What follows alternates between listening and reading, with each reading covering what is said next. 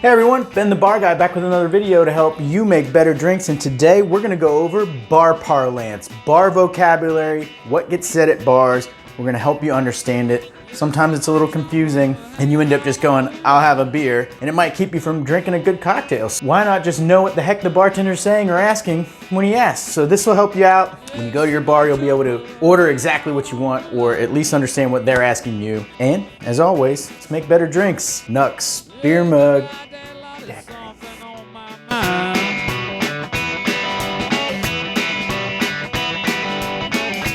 Hey everyone, Ben the Bar Guy, and this is a video all about bar vocabulary or bar parlance so that you can understand what you want to order at a bar. We're gonna start with the basics. What you hear often when bartenders are asking you about your order. When you hear the words up, what does it mean? And down, what does it mean? A lot of people are confused, and it's very simple. Up means in a stemmed glass up off the bar. The reason it matters is that the bartender will add exactly the amount of water that he needs to balance this drink. And so it really is a finished drink when you get it. There's no way to change it. You can't take water out of the drink once it's already done and in there. So an up drink is really a test of, can the bartender nail a drink finished for you? It's also a bit of a test on the guest, because as it warms, it's going to change and become less balanced. So you really want to drink up drinks quickly while they're still laughing at you, as Harry Craddock said when asked how a cocktail should be enjoyed. And that means, to me, you should finish an up drink while it still has bubbles frothing at you. And that would be for a shaken drink with the froth on top. A stirred drink, perhaps you can drink a little bit longer because the ABV is higher,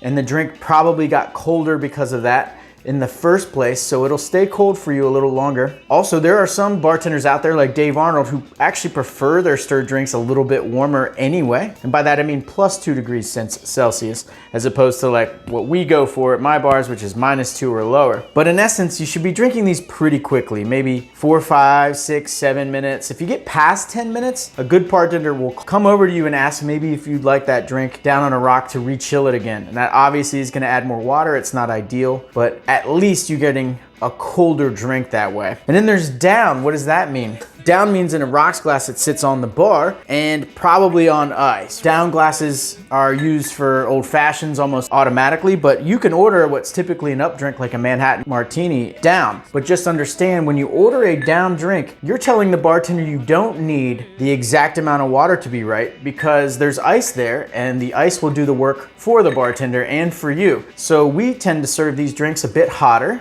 with less water. I mean, the booze will taste a little more prevalent, and you get to enjoy the drink when you want to enjoy the drink after a few minutes, or you can drink it right away a little bit hot. But the guest gets the option on the water content and when to enjoy the drink. There also can be some confusion when the word straight comes into the equation. If someone says straight, what they really mean is neat. Neat is like this. It means not on ice in here, on ice. It could be in a rocks glass, but no ice. That's neat. Straight also means the same thing. It means straight from the bottle. But a lot of people will say straight up when ordering either a shot or a drink, and that's where things get confusing. Straight up means the drink is served straight but up in a glass, but it can refer to a cocktail that was made, stirred or shaken, and then strained into a glass straight up. The best way to deal with this, I found, is you just eliminate the word straight, because straight up is a much different meaning than neat, which is just straight from the bottle. So I just say neat instead of straight, and I say up instead of straight up, and we get rid of the whole confusion. Okay, if you're going to a bar, one of the most important things you're gonna wanna understand is what's the difference between shaken and stirred. We all joke with James Bond that he wanted his martini shaken, not stirred. And first of all, that's a terrible order from James. Essentially, he's asking very hard booze to be shaken, which is aerated, which is typically you want your booze to be very, very calm, no bubbles, so that you can taste the viscosity of the high proof booze in the drink. So James really didn't know what he was doing, ironically. Of course, sounded great, but tasted terrible. He also drank lots of vodka. That's a whole nother story, but kind of boring also. Despite James's very interesting drinking habits, stirred drinks are always booze forward, and they don't have citrus in them typically.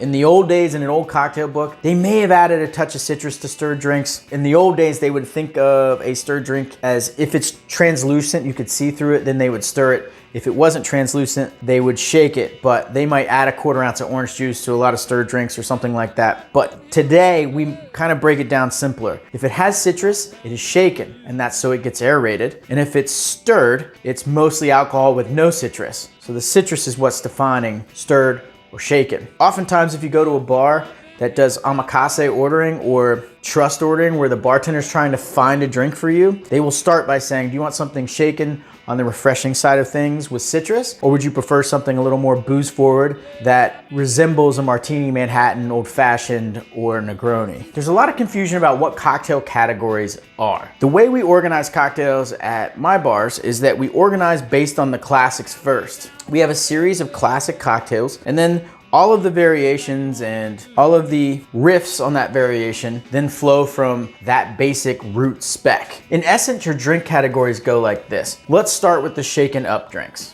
The shaken up drinks start with the sour, which can either have egg white or no egg white. The egg white is a traditional sour, and then no egg white is a non-traditional sour, as we phrase it. Sours always have lemon juice, sugar, and spirit. But you also have the gimlets and daiquiris, which you can think of as a limed sour. So it's lime, sugar, and spirit. Now, if you move to the highball drinks, meaning the drinks that go into a glass with ice that's tall and has soda on it, you turn the sour and the gimlet and daiquiri into a Collins and a Rickey, respectively. A Collins is a sour of lemon, sugar, and spirits strained into a glass with soda and a straw. Likewise, a Rickey is a daiquiri or gimlet spec with lime, sugar, spirit, and soda. Now there's one more category of Collins Rickey that uses ginger syrup, and that's called a buck. A buck is called a buck because it has a little kick. Historically, it might have just been made with ginger beer and spirit. In our case, we use a ginger syrup, a touch of citrus, and 2 ounces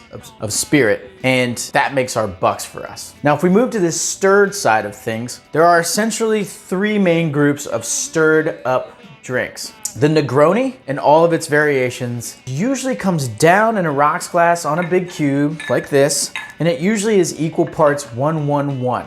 Now there are some exceptions like the Boulevardier spec, which is 1.5 ounces spirit to 3/4 Campari and sweet vermouth. But generally you're getting a 1-1-1 drink with Campari typically. If you move into martinis and Manhattans, they're usually 2-to-1 these days. That's 2 spirit to 1 vermouth, and all of the branch specs kind of start there and either become 50-50 variations where the vermouth is in equal proportion to the spirit, or we'll break up the vermouth with various amari or bitters. But if you start with that 2-to-1 spec for martinis and Manhattans, that's what really defines the category. And then finally there's old fashions, and old fashions are typically sweetened with just a touch of something. In the original old fashioned, it's simple syrup or sugar cubes. In other old fashions, it can be brown sugar cubes, brown syrup, it can be honey syrup, it can be ginger syrup. All of these will make the variations of old fashions, but they're in very small proportion, and 2 ounces of spirit. So these drinks are a little smaller. A glass like this would be a little too big for that drink. So once you know those categories, you really can understand what you're ordering at a bar. Is it a Negroni? Is it a kind of old fashioned? Is it a kind of gimlet or daiquiri or sour? Or is it maybe a Collins with something with soda variation? There are other styles of drinks that are a little lesser known and may not go on my bar's menu per se, but maybe you should know them. And it begins with the cobbler. After the old fashioned was the original cocktail, there was a number of years, a couple decades, where the cobbler was very, very popular in America. And the cobbler simply is a sling or even a bittered sling with muddled fruit in it, and it's usually lavishly garnished, and it's usually in a tall glass on crushed ice. From there, you get a number of variations on the crushed ice theme. You have cups, you have fixes, you have juleps, and you have smashes, all of which are served either on cracked or crushed ice. But the way we define them is a cup uses lime juice and is essentially a Rickey spec, but down, usually with something muddled in it. A smash is a sour spec typically, but doesn't necessarily have to be, and it can have muddled fruit in it and is served again on crushed ice. Your julep, if there is something muddled, it'd be something like mint julep, but really It's kind of a cobbler in a smaller glass or even like a copper mug. And so those are your crushed ice category cocktails that you may see at various bars. You can just assume if you hear those four things, fix, cup, or smash, you're getting something on crushed ice. In addition, there's the Crusta. The Crusta was the first drink in 1852 to actually add fresh juice to the ingredients as opposed to just muddling. And in that sense, it's famous. However, it's usually not served on crushed ice. It's usually strained off ice into a Nick and Nora glass, and there usually is a sugar rim, and the sweetened ingredients are usually liqueurs as opposed to sugar. There's also a few other shaken drinks that you probably should know. The daisies are a large spec group that include orange liqueur, citrus, and spirits. The most famous daisy, of course, is the margarita, which in Spanish is the nickname for daisy. And probably the grandfather of all the daisies is the cognac daisy, which is the sidecar. And finally, there's a category that's kind of new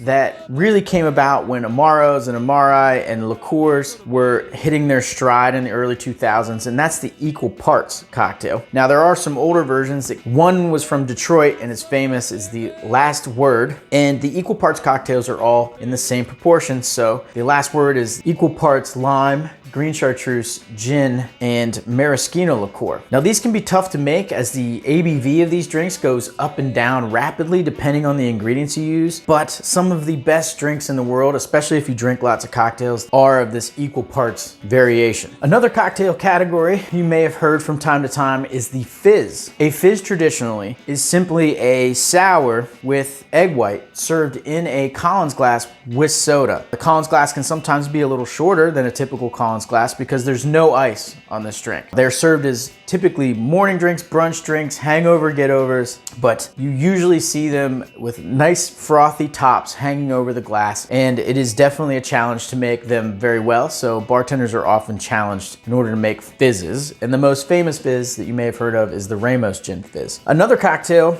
you may have heard of is the Flip. The Flip is named for the fact that it was made hot many years ago, and you would put it over the stove in a container and would flip about as it kind of boiled. So that's where it gets its name. Now we serve them cold, and the unique characteristic of a flip is typically that it's served either with a yolk or a whole egg as the ingredient. It can have citrus, although a lot of flips are more dessert oriented. It's more sugar, maybe cream, maybe port, and they tend to be a little more savory. Another category that technically came way before cocktails were a thing or even termed cocktails is punch. Punch is a very old, essentially a cocktail that was invented for sailors who were experiencing scurvy and had run out of their beer rations. So they would mix hard alcohol with sugar, citrus, a little water, maybe tea, and spices. And so they would survive the long trips around the Cape of Africa to India. The word punch comes from the old Indian word panch, which meant 5, and it comes from the 5 necessary ingredients for punch, which is weak, basically the citrus portion, strong, which is the booze portion of the punch. Then you have sugar in order to sweeten it, your spice, which is what makes it interesting, and then usually water because you're gonna need to water it down. Another proto cocktail very similar to punch would be the sling. And the sling is just water, booze, and sugar. Essentially, slings were used in order to make your miller, your town miller, in the booze that he gave you from the grain you gave them, make that booze taste a little better. So a sling is used in order to make booze taste better, and it's just sugar and water added to your booze. When the bittered sling comes along, it's a touch of bitters in there to settle your stomach as a hangover cure, and that's where cocktail comes from. So a sling, while today may be used as another cocktail, is really a proto cocktail. It came before the cocktail, just like punch did. 2 more styles of cocktails you may come across from time to time are the toddies, which are usually hot drinks, and one of the drinks that is actually associated with England. Toddies can be sweetened with anything from honey, sugar, ginger syrup. They usually have a touch of citrus, and typically they're fairly boozy and they come out hot. Another thing to consider when you're at the bar to understand bar vocabulary is the term sour. What does that mean? It turns out that post-World War II, a lot of folks thought that a sour was more like a Collins. Sour mix became very common, and people wanted to cut it because it was sweet, so they'd put it on ice. A sour in an older traditional sense probably included egg white. So So if you're ordering a sour, make sure the bartender understands if you're more of ordering post-World War II sours, which is really a Collins, or you're ordering a sour with egg white. All right, guys, that's the conclusion of bar vocabulary. I hope it helps when you guys go to the bar the next time. You just sort of will understand exactly what's going on when the bartender's talking to you about shaken or stirred or up or down or straight up or neat. You know what they're talking about. As always, guys, thanks for tuning in, and we'll see you next time to Better Drinks.